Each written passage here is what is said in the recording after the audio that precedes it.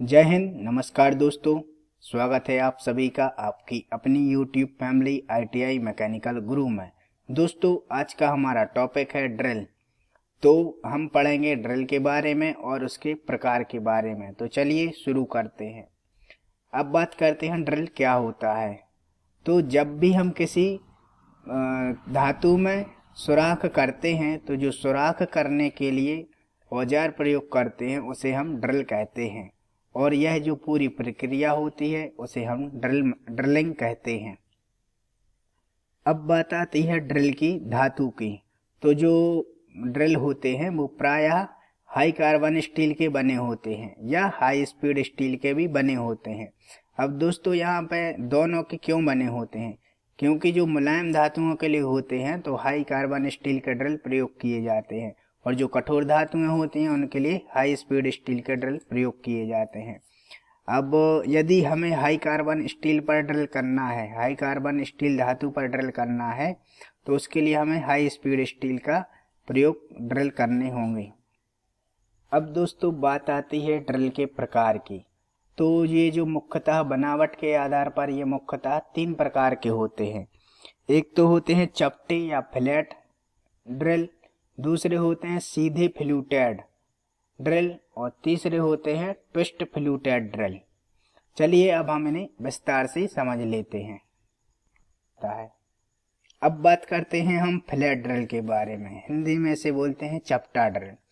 यह भी साधारण प्रकार का ड्रिल ही होता है, और इसमें 2 प्रकार के कटिंग एज होते हैं, और इसे जो बनाया जाता है वो एक हाई कार्बन स्टील की छड़ होता है, उससे ये बनाई जाती है। जब इसे बनाया जाता है तो इसे जब बनाते हैं तो इसे गर्म किया जाता है और आगे के भाग को चपटा कर दिया जाता है, जैसा कि आप चित्र में देख रहे हैं। यहाँ पर देखिए, इसे गर्म करके यहाँ पर चपटा कर दिया गया है, और ये देखिए आप, ये इसका एज है, ये कटिंग क्लियरेंस दिया गया है, यहाँ पर रेक दिया गया है, और यहाँ पर ये देखिए आप पॉइंट एंगल दिया गया है, ये टेपर दिया गया है बॉडी क्लियरेंस के लिए, ताकि जब हम ड्रिल करें तो ये बॉडी यहाँ पर इसकी घर्षण ना हो।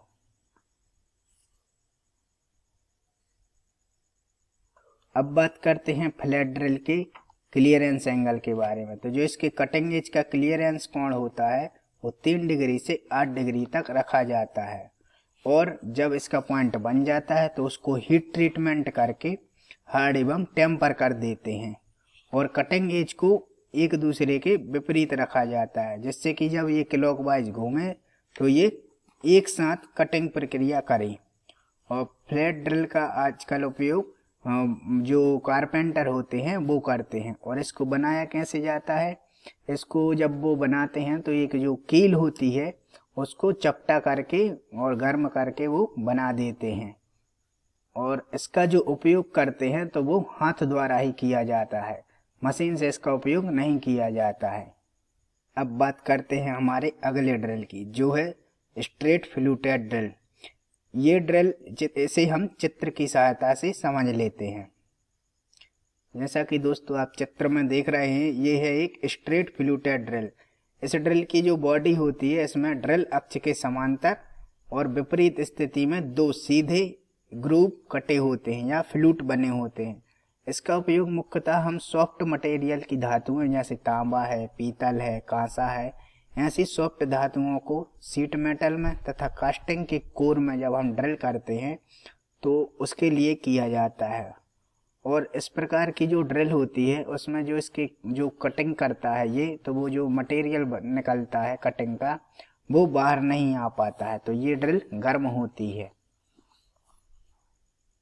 दोस्तों, अब बात आती है ट्विस्ट फ्लूटेड ड्रिल की। तो सामान्यतः ये भी हाई कार्बन स्टील के ही बने होते हैं, और जब कठोर धातु में उच्च कटिंग स्पीड पर हमें ड्रिल करनी होती है तो इस जो ड्रिल होते हैं उनकी लिप पर कार्बाइड ट्रिप्स को ब्रेजिंग कर दिया जाता है, और ये जो ड्रिल होती है इसमें भी 2 स्पाइरल फ्लूट ग्रूव ड्रिल अक्ष के चारों ओर लंबाई में बना दिए जाते हैं।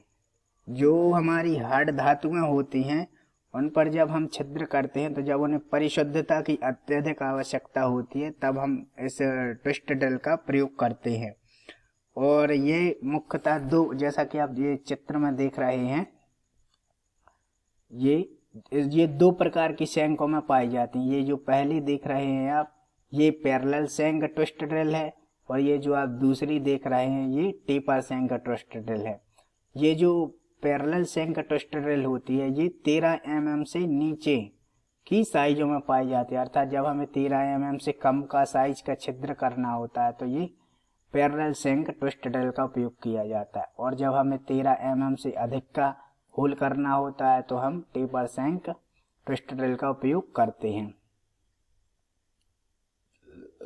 ये जो हमारे पैरेलल शंक ट्विस्ट ड्रिल होते हैं इनको हम ड्रिल चक में लगाकर ही ड्रिल मशीन में प्रयोग करते हैं, लेकिन जो हमारे टेपर शंक होते हैं, ड्रिल होती हैं, उनको हम स्लीव लगाकर ड्रिल मशीन में प्रयोग करते हैं। दोस्तों अब बात करते हैं हम ट्विस्ट ड्रिल के भागों के बारे में। तो देखिए, जैसा कि आप देख रहे हैं, ये जो जहाँ पर ड्रिल में पॉइंट से जहाँ डेड सेंटर है, जो इसका ड्रिल का ड्रिल के डेड सेंटर से जहाँ तक फ्लूट कटे होते हैं उसे हम बॉडी कहते हैं, जैसा कि आप देख रहे हैं। और जो भाग बचता है उसे शंक कहते हैं। अब ये वाली ड्रिल है तो इसको पैरेलल शंक बोलेंगे, और इस वाली ड्रिल में इसे टेपर शंक बोलेंगे। और ये जो भाग है ऊपर का आप देख रहे हैं, जैसे पीट कर चपटा कर दिया जाता है, इसे टैंक बोलते हैं। ये आपका शंक हो गया। और ये जो नालियाँ, घुमावदार नालियाँ कटी होती हैं उन्हें फ्लूट्स कहते हैं।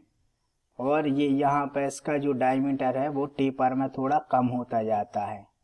और ये आप जो नीचे देख रहे हैं यहाँ पे, ये इसके कटिंग एज होते हैं दोनों साइड, और ये इसका पूरा डाया होता है। और ये जो नीचे से ऊपर की ओर जैसे जैसे हम बढ़ते जाते हैं तो वहाँ पे ये थोड़ा सा टेपर होता है। अब दोस्तों हम बात करते हैं ड्रिलों के निर्दिष्टीकरण के बारे में। तो जो ट्विस्ट ड्रिलों का नामकरण होता है वह निम्न आधार पर किया जाता है। सबसे पहले हमें क्या पता होना चाहिए, पदार्थ के अनुसार उसका नामकरण होता है। फिर औजार का प्रकार, और तीसरा होता है जो व्यास पता होना चाहिए। तो जैसे कि आप देख रहे हैं चित्र में कि एक ट्विस्ट ड्रिल का जो डायामीटर दिया है हमें 9.50 mm दिया है, ठीक है। फिर उसके बाद आता है टूल का टाइप, जो कि आपको दिख रहा है एच दिया गया है, वो राइट हैंड के लिए, जैसे हमें दाहिनी तरफ कर्तन करना है। और फिर वह बना किस चीज़ का है, जैसे SSS अर्थात हाई स्पीड स्टील से बना हुआ है, तो उसे हम निम्न प्रकार से नामांकित कर सकते हैं। सलाह है ट्विस्ट ड्रिल 9.50 HIS 5101 HS, अर्थात जहाँ पर H क्या है, जो हमारा टूल का टाइप है, और IS 5101 IS नंबर है, जो इंडियन स्टैंडर्ड नंबर होता है वो है, और HS जो है वो टूल का मटेरियल है, अर्थात हाई स्पीड स्टील, और जो 9.5 वो ड्रिल का डायमीटर है। और यदि औजार का प्रकार नहीं दर्शाया जाता है तो अब हम उसे सामान्य मान लेते हैं, अर्थात N प्रकार का औजार मान लेते हैं। तो दोस्तों इस वीडियो में इतना ही। आगे आपको इस पूरे ड्रिल जो ये चैप्टर है वह काफ़ी बड़ा है, तो इसको हम सीरीज़ के माध्यम से आपके लिए प्रस्तुत करेंगे।